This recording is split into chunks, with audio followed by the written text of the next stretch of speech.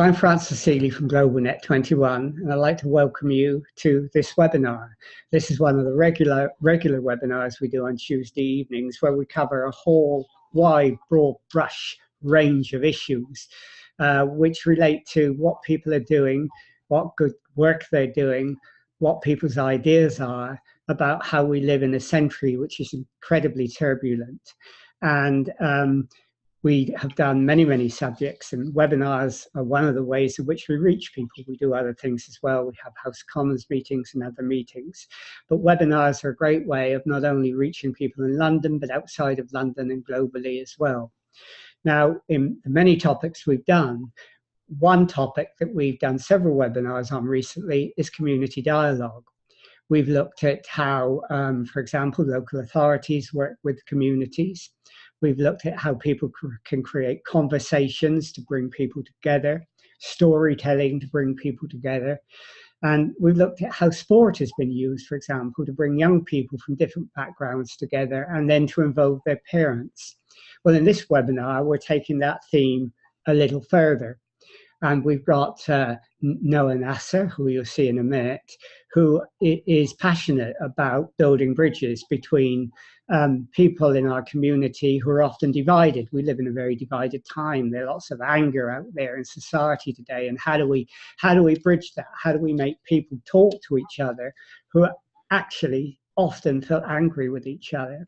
And Noha has given a lot of thought to that. She's an academic. She works in that area. She's written a book and is about to write a book as well. She's written a book about building bridges in cosmopolitan communities. And she's also done, and this is what this webinar is about, she set up a social enterprise to try and build those bridges, to have that community dialogue, showing you don't have to be a community group, an ethnic group, a local authority. You can be an individual doing something to achieve that sort of cohesion that you think is important. Well, I won't say any more other than to say this webinar is going to be recorded, and you will see the recording as soon as we have it ready, and it will be up on our website, and I will send it out to you. During Noha's presentation, please feel free to type in anything you want in the comment box. You can write comments, you can ask questions. You don't have to wait until she's finished, but please write your questions there. And when she has finished, bring your questions in as well. Anyhow, I'm going to hand over to Noha now, and thank you for doing this with us, Noha. And let's hear about what you've been doing with your social enterprise and helping to build bridges. Thank you. Thank you, and hello everyone. Thank you for joining me and Francis. So my topic is community dialogue and social enterprise. For those of you who may not be aware of social enterprise as a business model, it's something that actually became quite prevalent during austerity a couple of years ago. Lots of people were getting out of employment because of the crash, and people were thinking, what can I do with my life that's meaningful? And that applies to myself. That's exactly what happened.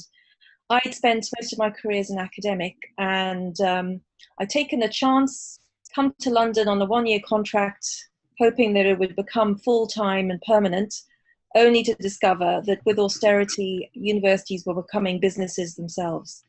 So I really had to think, what do I want to do with myself? And looking back on my career, there are a couple of key words that really stood out for me. I'm an architect by training, an urban designer. So I design cities, places, neighborhoods, housing estates, that sort of thing. Sort of an assemblage of buildings and the public spaces in between them.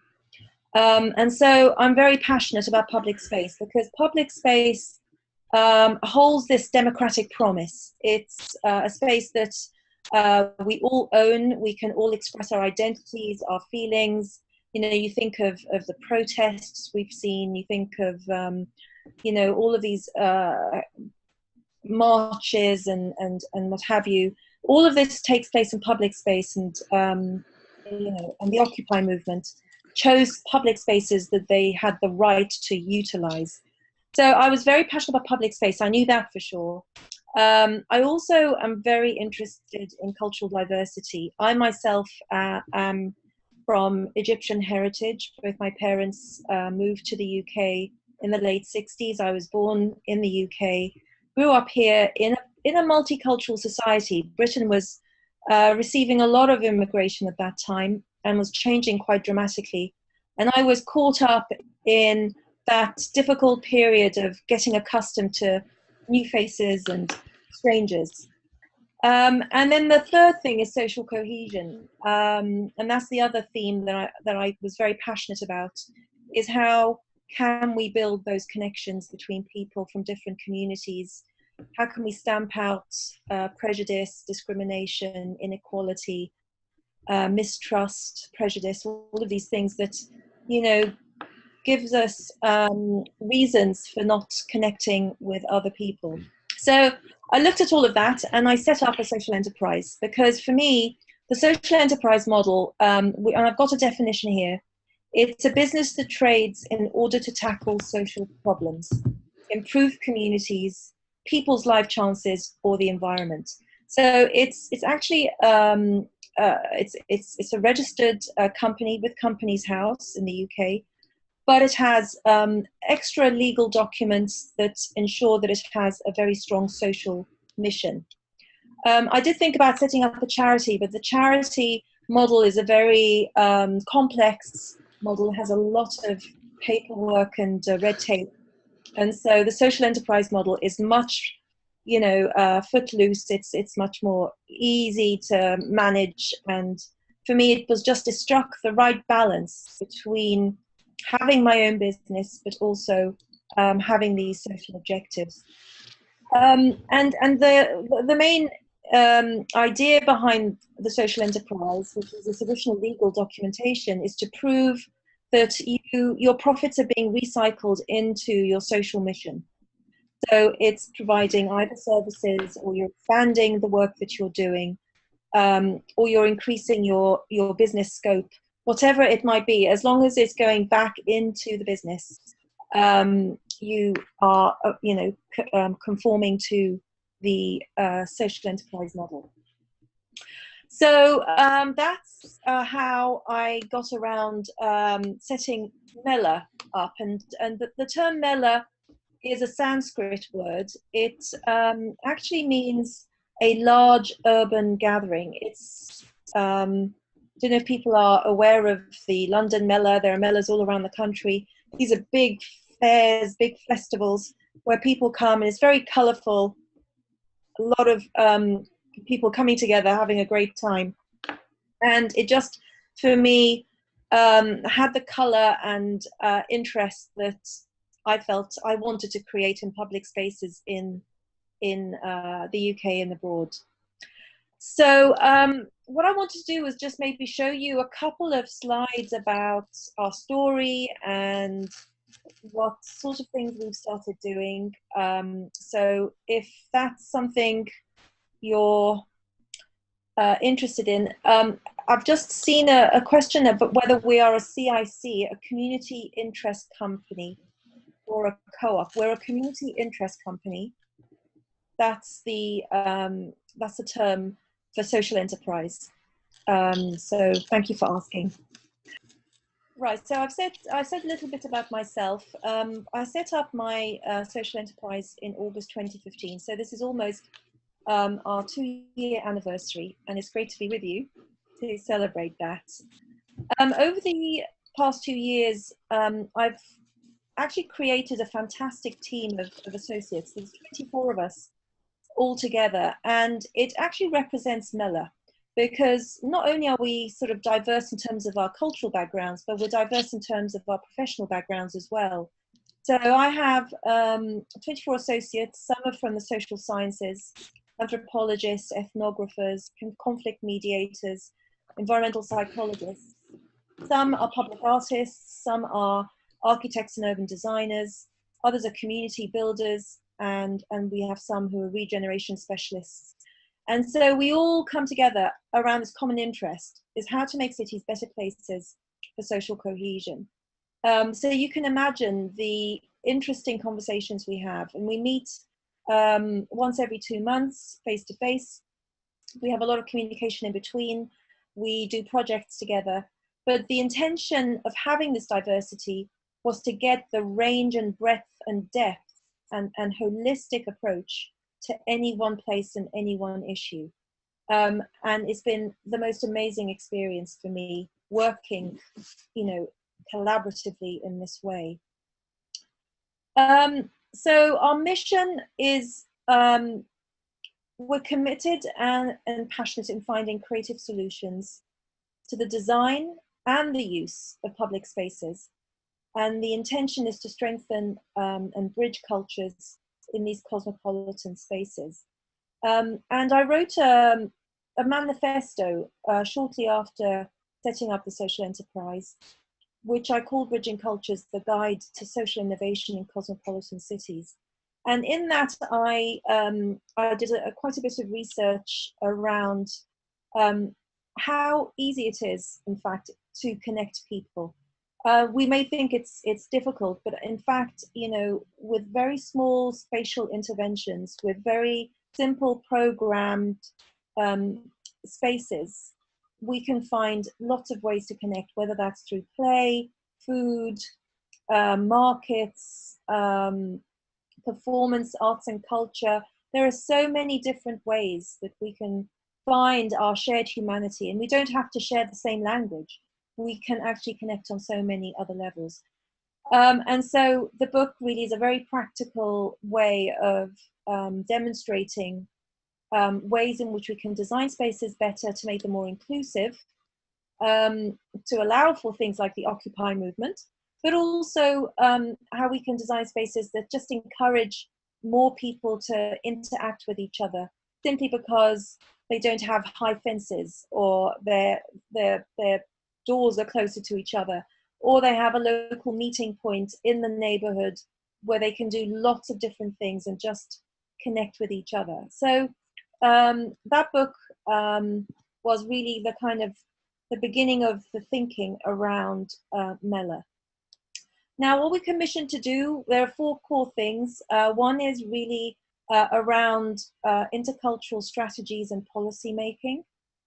The second thing is community building.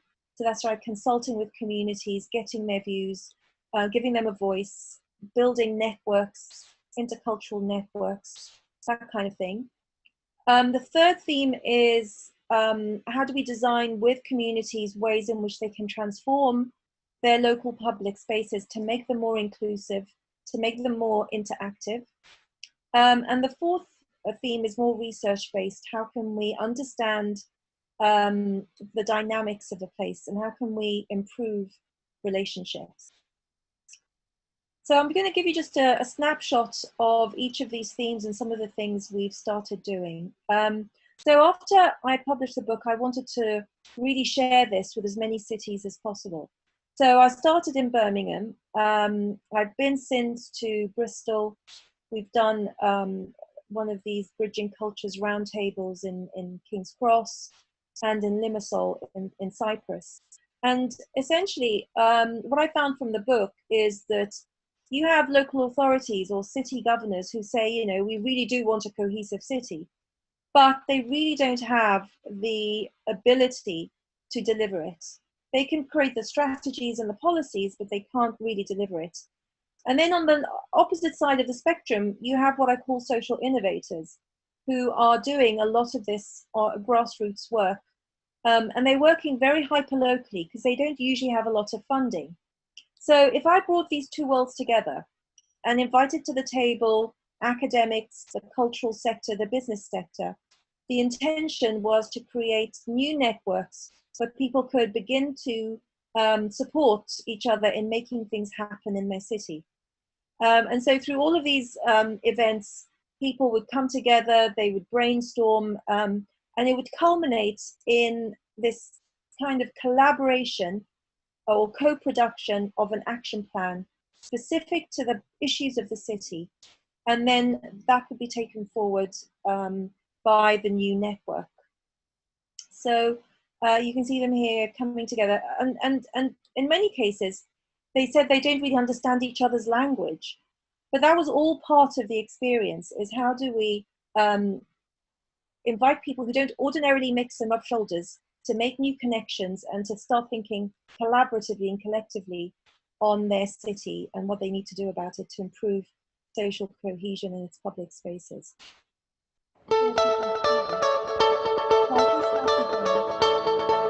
We've been engaged with the Knowledge Quarter, and we're members of the Knowledge Quarter for some time, so it all started, of course, as like a conversation, and in many ways this is where social change begins. What I discovered was that there are lots of social innovators out there, but they are working in very hyperlocal contexts. So what I've created is an opportunity to bring together those social innovators with the local authorities to have a conversation about what it is they can do to scale up impact and make a difference.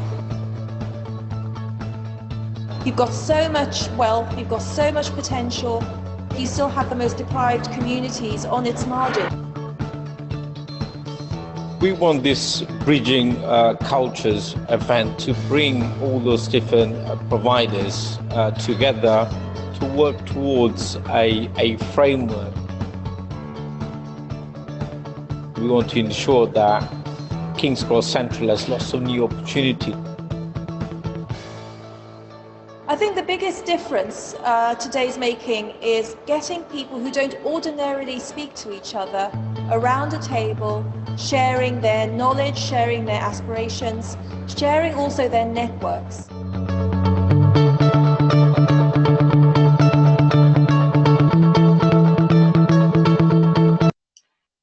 Right, so moving on, that just gives you a flavour of the kind of event and now what we're doing with Camden Council as an example on the back of this event, the roundtable, is to develop with them their cultural framework. What they want to do is democratise it to ensure that communities who are ordinarily left out of the cultural offer to develop their skills and their talents, but also to develop them as new audiences for the existing cultural offer. And we're supporting them in building that network, which is kind of critical to what we're about. It's building those new networks. The second theme is the community building theme. And this is I'll just quickly share this project in Birmingham and Balsall Heath, where we had artists working along the street. We created a pop-up juice bar. We invited people to come and have a juice and in return tell us a story.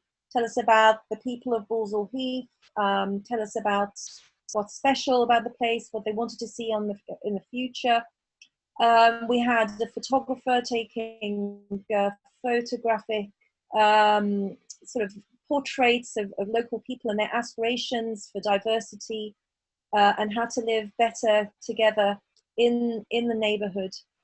And what I just wanted to show you is how people got together and their response to us working with them in bringing them together around this World Cafe event.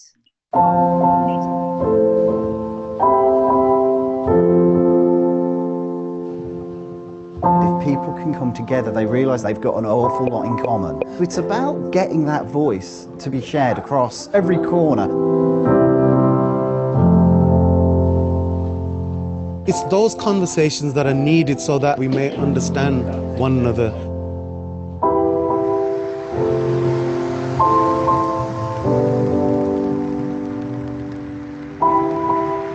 Balsall Heath is very fragmented. People felt not connected to where they were living. This fragmented community did allow a lot of crime to come in. The criminal element saw this weakness as an easy way of applying their trade, whether they were pimps, whether they were drug dealers. So this is the effects of a community that is not cohesive, do not have the confidence to want to understand each other, and in a sense are made to feel actually they deserve to live in a place like this. Growing up, we were looked at with contempt by the police, the council, and all the service providers, saying, well, they're not united, they've allowed this to happen. In a sense, serve them right.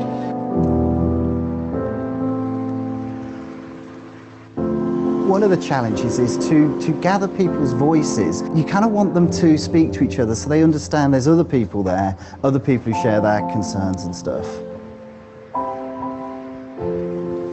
We need more character and more flavour in this place to help people feel like to be proud of this site. So if there's a centre and there's events like this happening all the time, or there's spaces which they can feel they're theirs, they will come out. But if there's nothing here for them, why would they come?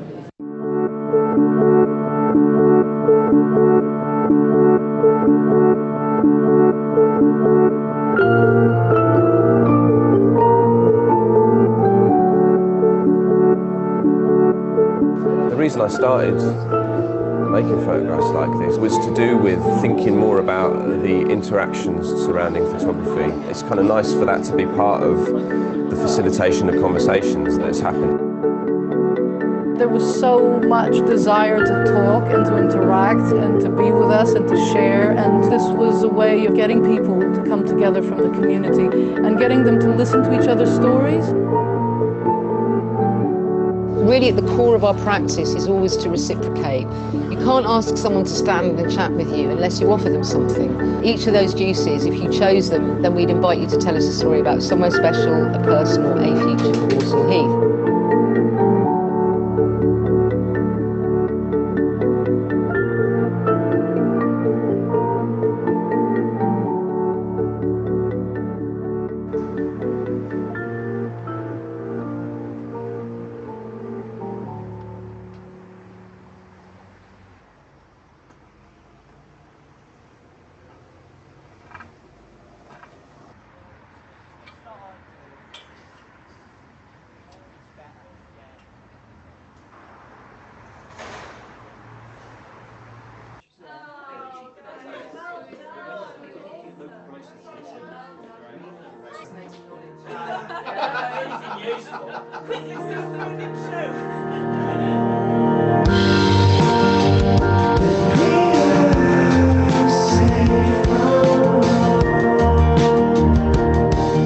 If you get people talking, and if they hear somebody else talking, it doesn't matter whether they're in the next street or over the road or a mile up the road, I think if they find things that they identify with, they'll talk. Having conversations kind of empowers people, and it empowers people to have a point of view, but if you share those point of views, you know, and you have enough people saying it, then things can change.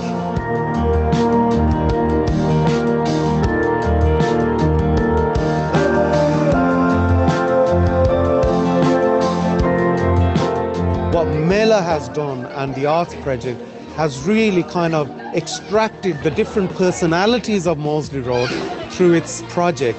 There's something going on here, and I think it boils down to conversations, people talking to one another, and when they're working together, they start interacting, they understand one another. The next thing is just following on from that event. We're now organising a large street market, and so we've been testing this on how we can design the space to be more inclusive, how we can get people together, and this was part of the Great Get Together, which is in memory of the MP who was murdered last year, Joe Cox. They got together with a big lunch and they created this big event that took place in June, and it happened to coincide with Ramadan, and Walsall Heath has a large Muslim population. And so we brought together all of the organisations along the Moseley Road, which is this big thoroughfare that divides the neighbourhood in two. And we created this incredible event where people were eating together and sitting and chatting and enjoying, the public space. And then finally, the research, and this is my latest book. It's an edited volume. 12 of my Mela associates have each written a chapter. We've called it Connections because we're really thinking about connecting people to people. We're thinking about connecting people to professionals and people to places. And so we've encapsulated all of our personal research, our methodologies, our ways of engaging with communities. We put them together in this volume, and we're launching this in October this year.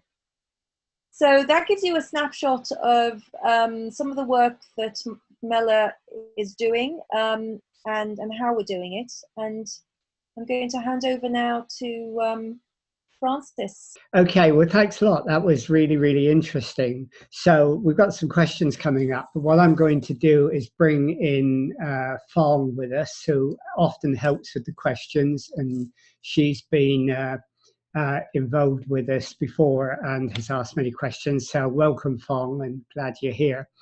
Okay, we've had quite a lot of questions. One was from first of all on your social enterprise. People are quite interested why you chose a social enterprise. And Boyko asks, why did you want to be incorporated as a social enterprise, and what is the social enterprise features of your organization? I suppose he's asking that because a lot of people may want to replicate what you're doing, and they're quite interested in your model of how you do it. Great, thank you very much.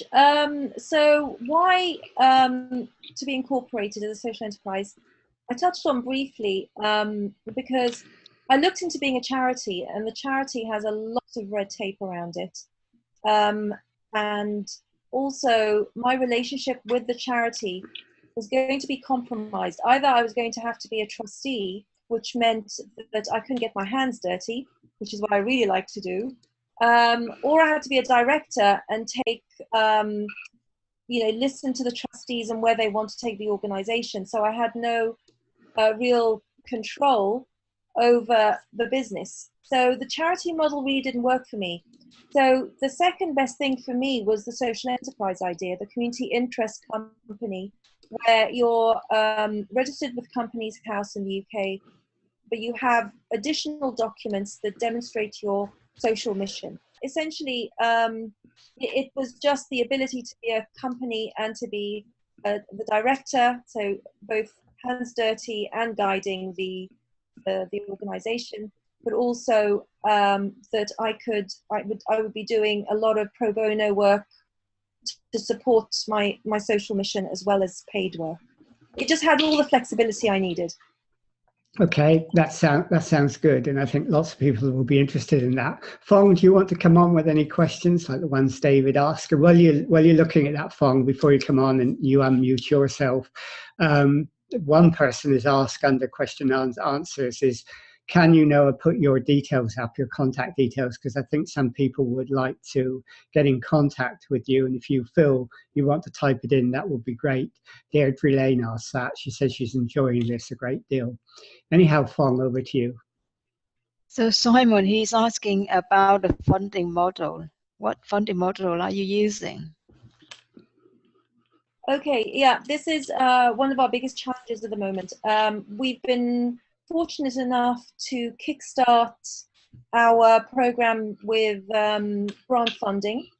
That's come from Arts Council and lottery funding.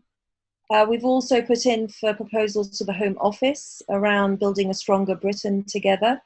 So grant funding has really given us the ability to create a track record. At the same time, we're building partnerships, for example, with the Intercultural Cities Network, which is part of the Council of Europe, where we are now offering the roundtable, the Bridging Cultures Roundtable, as part of their repertoire of engaging with cities. And they invited us to run one of these in Limassol in Cyprus, and which is now leading to a new intercultural council that's going to produce an intercultural strategy. So those are two ways. And then the third way is being commissioned. So we've recently been commissioned by Camden Council to support some of their community engagement work, particularly with hard-to-reach groups. But I have to confess, it's a lot of hard work to just begin to profile ourselves. And we're hoping that the book launch for Connections will be a milestone where we can invite lots of different people to know more about what we do and to hear about our different associates and what they're up to.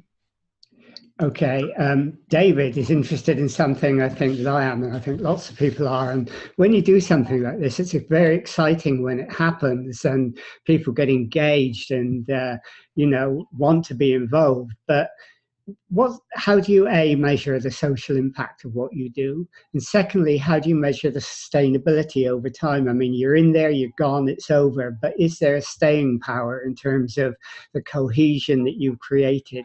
You got any way of measuring that and finding out whether that's happened? It's an excellent question, and one that Mela is developing. I don't know if you've heard of the theory of change as a social impact sort of measure, key performance indicators.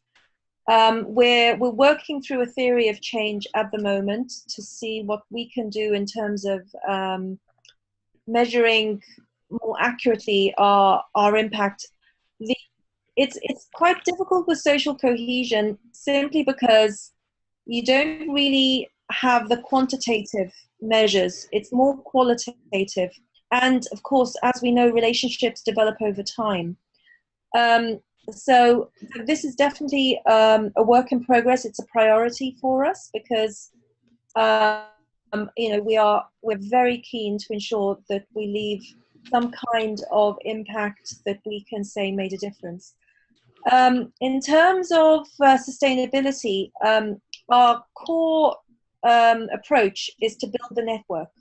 So in Balsall Heath, for example, we've been working there now for about 4 or 5 months. We've built a very strong network of organizations along the Moseley Road who can now, they can call on each other to do things. And in fact, as we're developing the street market idea, one of the key criteria is that they work with other organizations in the street. They work with artists and experts to put something on for the community. So we believe that once we've left, what we have left behind is a network that can then build things together, make things together, do things together. Okay, Fong, do you want to come on? Yes, so Simon, he also asked, what is the difference between your organization and NGO?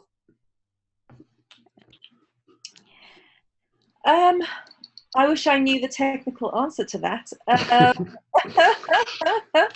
A non-governmental organization. I don't necessarily know the difference. I think it's all part of civil society. I mean, all of these various types of organizations are all part of civil society. They're the bridge between state and community. So I think we're all in this space together. I don't know what the technical differences are. I don't know if anybody else. But he also has another question about Michelle Bowen's P2P Foundation. Do you know them? No, I don't. Thank you for that. I wonder what P2P stands for. It means peer-to-peer. Peer-to-peer foundation. And the whole commons movement. Yes, yes. The commons movement I'm familiar with, but Michelle Bowen's I've not heard of yet. So I'll find out. Thank you for that. I think Simon's very much into that. I mean, do you have any sort of role models you work from? I mean, Simon's mentioned some, but there's also the ABCD asset-based community development movement, which you may know about. I mean, do you follow any particular model, or are you just going in there, trying it and trying to develop your own model? You know where I get a lot of inspiration from is Project for Public Spaces. I don't know if people are familiar with that organization, but they are based in New York. They came out of the work of a famous urbanist, William H. White. And what William H. White did was he would take what's it called again? Time-lapse photography of public spaces, and he would really observe how people used space and how the design either hindered or encouraged and promoted conversations. And they set up projects for public spaces, and they've done amazing work, working with communities. Again, very low-tech interventions that bring people together. They've got something called Lighter, Quicker, Cheaper, which I don't know if anyone's been to New York recently. You've got in Times Square these very flimsy looking deck chairs. That's all kind of lighter, quicker, cheaper ways of just animating public space very quickly. And I love their work, and they've done some amazing things. I highly recommend people look at the work they're doing. David Wilcox is very much into social network mapping, looking at the assets that a community have got, trying to map what they are and seeing what the relationship between the nodes within a community is. Have you looked at that approach at all? Well, I haven't looked at it as in sort of theoretically and how to apply it in my work. I'm very fascinated by networks because, in fact, the term of my book, Bridging Cultures, comes from a term that Putnam, who wrote Bowling Alone, Robert Putnam, who wrote Bowling Alone, he said that bridging capital is actually the most powerful way of alleviating people from poverty, because the more connections we have outside of our inner circles and our communities, the more reach we have in getting employment, in getting knowledge, in getting education, so leveraging your network that's outside of your immediate circles or immediate community. So I'm very, very interested in the idea of the network, and to build the network so that people create relationships they would not have created otherwise without our intervention. And of course, once the network is created, it has its own energy, it has its own dynamic, and it can go on to do amazing things. I guess Putnam is a great theorist of social capital, and I suppose that brings us to a question that Michelle is raising here, and that is, have you gone into an area that's completely run down, really deprived, and tried to create social capital there, to create social cohesion, and to create green space as well, so that you have a sort of socio-ecological output to what you do? I haven't yet, that would be a dream project.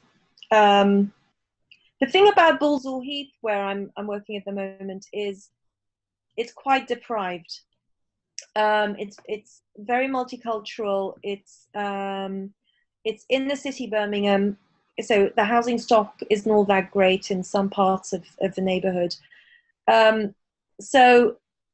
And what's interesting is just a mile away is Moseley Village, which is a most charming, beautiful part. It's a conservation area.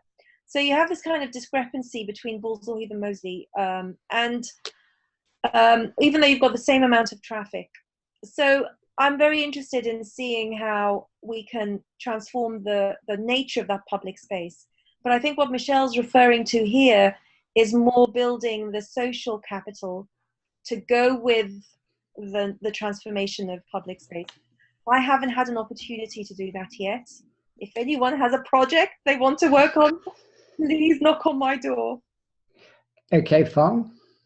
Yes, and Simon, he also talking about public space is the commons, and there is the space between state and markets. Have you looked into collaborate with those?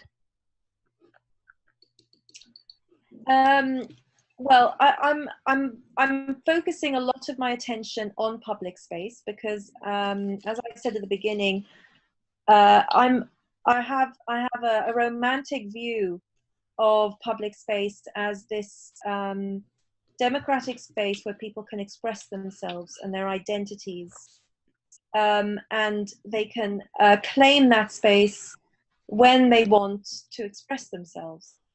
So I'm very keen on focusing on public space, and the street market idea that we are putting together is very much about taking over that part of the Moseley Road in Balsall Heath and transforming it for a day into an explosion of artistic interventions, community interventions that would bring people from around the neighborhood together, but also from across the city. So it's definitely something we are focusing on. In terms of stewardship, I think that's a really interesting one, because as we know, a lot of public space these days is owned by the private sector. And so there are limitations on public use. And one of the things I'm being challenged with, believe it or not, on the street market project is the council. And they're stewards of the public realm, but sometimes they make it extremely difficult for people to actually exercise their public rights to that common space. They've given us a whole list of things around security and safety, which of course are important, but they should be trying to enable us rather than slow us down. And I think there is a lot to be said about the stewardship of public space. I mean, you said when you did your presentation that you're very interested in linking people with professionals, and people with space.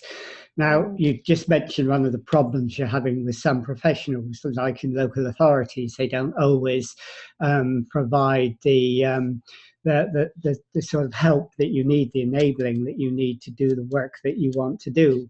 So have you worked with local authorities? Is one of your goals to try and get professionals to think differently about what they do and about public space? Yeah, absolutely. In fact, a lot of the Bridging Cultures work has been largely partnering and collaborating with the local authority. So we've had the leader of the council in Birmingham and his lead advisor on social cohesion. They collaborated with us on pulling together the Bridging Cultures in Birmingham. We had the mayor of Bristol attending the Bridging Cultures in Roundtable in Bristol, and we had the councillor leading on social cohesion come to the one in King's Cross. So it's critical for us that we work with the city, because without the city, we don't get the mandate that's needed. And what's really interesting is it's all Chatham House rule. So it's a very safe space, and many there have been many officers who stand up in these sessions and just say, look, we're just not doing it right. We don't know how to do this. And they're calling on these other professionals, social innovators, cultural sector, businesses to say, let's do something together, because we don't have the resources, and we frankly, don't know how to make the impact that's needed. So absolutely, I think cities are absolutely fundamental to this work. Also, go on, yeah, fine. No, don't worry. Simon, he also asking about collaboration with other enterprises. So it is also something that you are doing? Yes. Well, just looking at my network of associates. So within Mellor, we've got 24 associates, and many of them are either working for large companies, or they are working for social enterprises and charities, or they're independent consultants. So already within our Mellor team, we have that collaboration happening. When it comes to collaborating on a project, we're also engaging with all organizations that have a stake in the public space. And so some of these are charities, some of these are things like libraries or swimming baths, as the case in Moseley Road. Some of them are like the Balsall Heath Forum or the Community Development Trust, St. Paul's. All of these are different organizations working in the area. We're very keen to ensure that connectivity happens across sectors and across types of organizations. I think this is really critical to what we're doing. It's not just intercultural, it's intersectoral, it's interorganizational, it's, you know, as diverse and robust as we can make it. Also, I mean, you talk about, you know, bringing people together in that way and getting professionals to meet other people who can help. But what about the communities you work with? Do you have some means of bringing those communities together? In other words, networking the networks? Yeah, absolutely. I mean, the street iftar, which we did in June as part of the Great Get Together, was an excellent example. So on that part of the street, there are two mosques. One is a Shiite mosque and one is a Sunni mosque. I don't know if you're familiar with the differences, but they generally have different ways of, they have different views, you could say, on the same religion. And they came together. And so we had Sunni and Shiites coming together, and their volunteer base, which is massive. And then we had the Jewish community come in and volunteer as well. And then all of them were on social media, you know, all of those organizations, not just the religious communities, but also the businesses and the local authorities and so on. They all were on social media. And so we had 1,000 people come, and we gave away 1,500 meals. So it was just the most incredible turnout, simply because we work the network of networks. And how do you use social networks in what you do? Have you got a strategy for that? Francis, I'm not as savvy as you are. We have the usual Twitter account and Facebook and LinkedIn. You know, I'm afraid I have no strategy except to keep posting and keep sharing what we're learning, you know, sharing the videos, making sure people know what we're up to, celebrating when we win some more money to do something. You know, that's my only strategy, is to share, share, and share. Well, it sounds like your strategy is the same as mine, so that's okay. Okay, Fong, do you have anything else you want to add? I just wonder, could you please explain about the 24 associates you have? So they are from different places, different professions, and yeah, different cultures and different everything. Yeah. How many people are working for you? How did you build it up in the last 2 years? Yeah, I was going to ask that as well. I mean, if someone wants to start a social enterprise like yours, how do you get those people together that are key to what you do? Yeah, it's a great question. I'm very lucky. My first strategy when I set up the social enterprise was to choose, well, first of all, I wanted to work with people I would have fun with, and I would enjoy what we're doing. And I could count on them having a different view to mine. I didn't want more of the same. I wanted someone to challenge me, you know, someone to say, no, from an anthropological point of view, it's different from an urban design point of view, you know, or someone to come in with other skills. So I was keen on looking at my own network to start off with. As an academic, I led the Masters in Urban Design at the Birmingham School of Architecture. I built already a very good network through my public-facing role in the university. So I really drew on my network, and I chose people I knew I could rely on, I knew I could have fun with, and I knew I could count on their diverse views. And I started there. So the majority of those associates are people I knew beforehand. But having said that, there are maybe one or two people who I've bumped into, usually via LinkedIn. They get in touch with me, or I come across them and I'm interested in them, and we meet for coffee, and we tend to hit it off, and we get these sparky conversations going. And before you know it, I ask them and I invite them, do you want to join our associates? And so it's been growing. It's been constantly and consistently growing. And so what it means is that when I have a project that comes to me, I can draw on these various people. They have first priority to be part of any commission or any grant-funded project. And if they can't make it, then I look beyond that network into my wider network. But generally speaking, when we meet every 2 months, we usually have a project, and this is the latest project, which is this book, Connections. And so this book launch is our latest kind of coming together of minds. We're all busy finding ways of launching this and crowdfunding so we can put on a brilliant launch. So out there, somewhere, there's another Noha Nasser wanted to get something going, and like you.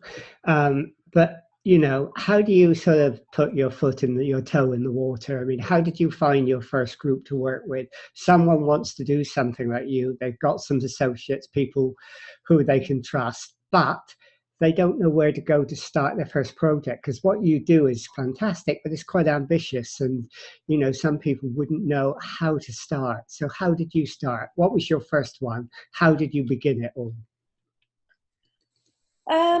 Well, I think, again, you know, you've got to build on your previous experience and where you've already got connections. With Birmingham, it seemed the obvious place for me to start because I'd lived in Birmingham for 11 years. I'd built a network there already. So I had access to the council and the officers there. I could just simply remind them of our previous relationship. And the same with locating, you know, the project. The project is in a place that I'm familiar with. I have 1 or 2 connections there that I could quickly get into the community and build trust, because that's one of the key things, you know, it's building trust. So starting from no relationship is really challenging. But my suggestion, and this has been my strategy, is one, start with thought leadership. So publishing our books has helped us set up a profile and an expertise. 2, maybe begin your track record with grant funding in areas that you're familiar with and you have connections with, and then build it up slowly from there, because once you've got your track record going, you can then begin to profile yourself with other cities, other groups, other locations, and so on. Okay. Do you have anything else finally to ask Fong at all? No, I don't. I'm just interested in to hear how many do you have to work for you? So the 24, they are kind of like your partners, aren't they? Yeah, absolutely. They're my partners. With one project, for example, we had 4 of us working together. On another project, we have with the Connections book, we had 12 of us working together. So we just pull each other in as and when something comes up. I could say something's come in and I just write to the network and I say, who's interested in being part of this? But at the same time, I have quite a few associates who are, you know, making work for us. You know, we've got Scott, who's working with one of the local councils. He's looking at creating a series of public gardens floating along the Thames in areas where there's no public access. So he's kind of also creating his own projects and using the Mellor associates to make it happen. So it's all leveraging our resources, our skills, our knowledge, our contacts in bringing in work. My last question is, what is your purpose for tonight? This webinar. Well, that's an interesting question. I guess I'd like to begin, it's part of my sharing strategy, but I would love to engage with participants. I'd love it if, you know, we did get to meet up or share ideas over email, and maybe collaborate or brainstorm or whatever. I mean, I'm also very happy to mentor or support anyone who's interested. An online Mela sounds like a great idea, David.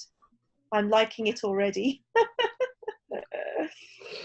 Okay, well, that sounds great. I was going to talk to you about that as well, because I think we could use a webinar system very well with you if you were interested in developing some of your ideas and bringing people together, because it's a great way not just to do webinars like this, but you can get a lot of people on video talking to each other who can't necessarily come to a actual virtual space. They can come to an online space, and that's still public space that they can meet and talk. Anyhow, we're coming to the end of this now, so thank you for doing this, Noah. I mean, you've actually talked about the importance of having an idea, of getting people together with other ideas, of cross-fertilizing those ideas, and then of building a project on that by creating the right sort of networks and the right sort of contacts to do it, and then creating some sort of network sustainability in it so that it has some sort of long life after you finished your individual project. So I think we've learned a lot today about how you do that and how individuals can do it through the social enterprise method as well, which is very important indeed. So thank you for joining us, Noah, and thank everyone else who's also joined us and who's asked questions and who've made comments, because that's great.